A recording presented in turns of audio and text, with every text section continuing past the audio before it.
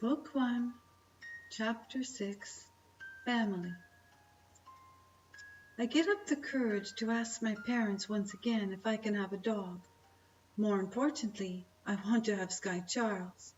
I sit all through supper finding my courage because I feel that they will just say it isn't time. They will say that Sky will find a home and that since I am volunteering at the shelter, I can play with all kinds of animals without bringing any home. Dessert comes next, and we each have a bowl of ice cream placed in front of us. My mom really likes to spoil us, and dinner is a time when our family gets together to share our day. They notice that I am quiet and ask me if there is something bothering me. This is my moment, the moment to find my inner courage and to ask if Sky can come home. I start to stutter and my words are not coming out. My mouth is dry and my parents can see that I am struggling. Finnan, my dad says, please tell us what is bothering you. Nothing is bothering me, Dad.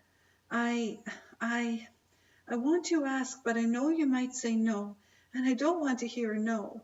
I want, my mom says, Finn, please just tell us what is on your mind. And all at once my voice is found, and in a loud manner I blurt, I really want Sky to be my dog, to bring him home where it is safe. I will share him, and I will look after him, and I will clean the yard every day. I sit in stillness, waiting, wondering where I'd found the courage to ask. My parents look at each other, and with a serious face, my dad says, we thought you might be asking to bring home the little dog that has found its way into your heart. I wait, my mouth still dry, but now even more dry, and I want to excuse myself from the table so my siblings won't see me cry. My mom says, we thought you might be asking. That is why your dad is building Sky the most magnificent doghouse you have ever seen. I am stunned. There is no movement, just silence. Everyone at the table just waits to see my reaction, but I am so surprised, I don't know what to do. Finn, my mom says, you can bring Sky home tomorrow. We have made arrangements with Melba. Please consider this a gift from us all. A gift? I just sit looking at my bowl of melted ice cream. I can feel my heart get bigger. I can feel my heart fill with gratitude, not just for getting to have Sky Charles, but for my parents and family, for knowing what it means to me to have a dog. With everyone smiling, my dad says, this evening you can help me with Sky's house. You can choose a color, and we need to place carpet inside to keep his paws dry. I still can't believe what I have heard. Miracles happened, and a miracle has just happened to me and the dog named Sky Charles. That night I watch 100 cars go by. I don't think I'll sleep a wink knowing that Sky will be home with me after school tomorrow. I can't wait to tell Charles. Now Charles can visit my home to meet the dog that shares his name. The next morning I clean all my room and make sure everything is picked up off the floor. It is the least I can do for my mum, and I do not want Sky to chew my clothes. I get to school with excitement that keeps me going on very little sleep. Charles, I yell out when I see him in the schoolyard. Charles, Sky will be my dog. He looks at me, and for the first time I can see his teeth. For the first time I see him smile. Charles has a really nice smile, and he should smile more often, for he almost looks like a different person. He looks happy, and I can tell he is happy for me.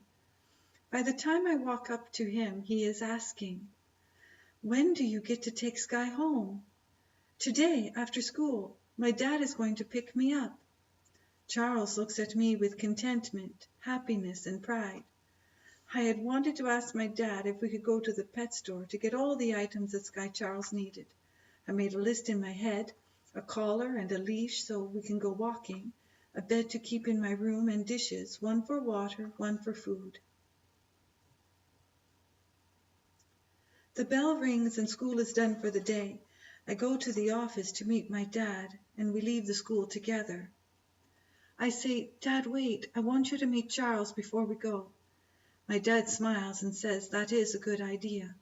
I see Charles and say, Charles, please come and meet my dad. I can see that Charles is shy. I see that he is timid to be meeting my dad. My dad is very tall. He has a beard and striking eyes that are filled with wisdom. My dad extends his hand and Charles looks up at him, puts his hand out and shakes my dad's hand. I can tell he is happy when he sees how kind my dad is. Charles, my dad says, I hear you did a great presentation about the earth. I hear the dog was named on your behalf. Charles, with a shy look, replies, we do have the same name, for when I am an author, I too am going to use the name Sky Charles. An author, my dad says. What kind of book will you be writing? Charles, in his usual quiet manner, says softly, I will write about people and how people act around others. I have been studying the actions of others, and I think that my book will change the world. My dad is impressed, and he tells Charles that he looks forward to the day the book is in his hands. Charles is very proud, and I can see that he really likes my dad. It is time to get into the truck, and my excitement grows. I say goodbye to Charles, and my dad once again shakes his hand, smiling gently and saying, I am pleased to have met you, and I do hope that you will come to visit our home. I jump into the truck and away we go to pick up our new family member. I cannot wait to tell Sky that he will be out of a cage and coming to a loving home, that nobody will ever toss him away again. I struggle to get my seatbelt off with the excitement I hold deep within. I just can't wait to hold Sky Charles and to let him know that he is coming home with us. We enter the shelter and Melba is standing with Sky Charles in her arms. She has placed a bow around his neck, and he is bathed and cleaned up. He doesn't look like the same dog.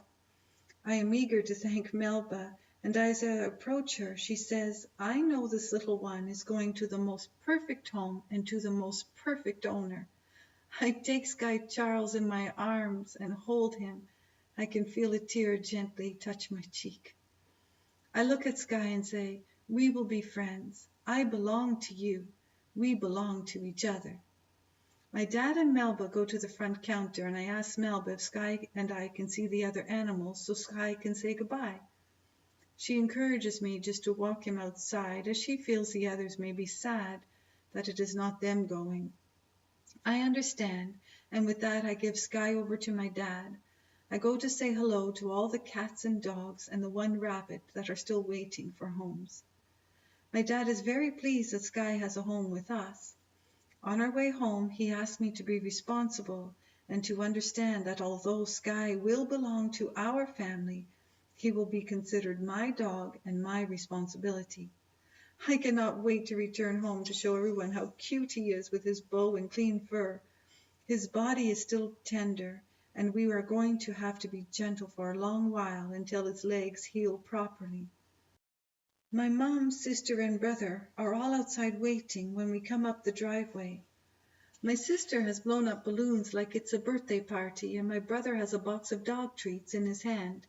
I gently get out of the truck with Sky in my arms, and as the others walk up to meet our new family member, I hear my heart again, a whisper so faint that I am not sure if I hear my heart or if it is Sky's heart speaking with mine.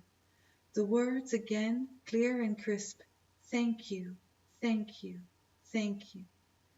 Perhaps it is both our hearts speaking, for we both have a miracle this day, a miracle of a boy wanting a dog and a dog wanting a boy. My sister wants to hold him, and I know she will be really good with him. When I hand him over, I say, just be careful of his back legs. She takes him with such gentleness. I can see that in just seconds he has won the hearts of the entire family. My brother rips open the box of treats, wanting to give him one. He asks me for permission, and I say, of course he can have a treat. It's been a long day for him. My mom waits until everyone has had their turn to hold Sky, and when all is quiet, she takes Sky into her arms and rocks him like he's a baby. I can see her looking at him like he is a child in need of great care and attention. I can hear her singing to him a lullaby. He has won the hearts of us all.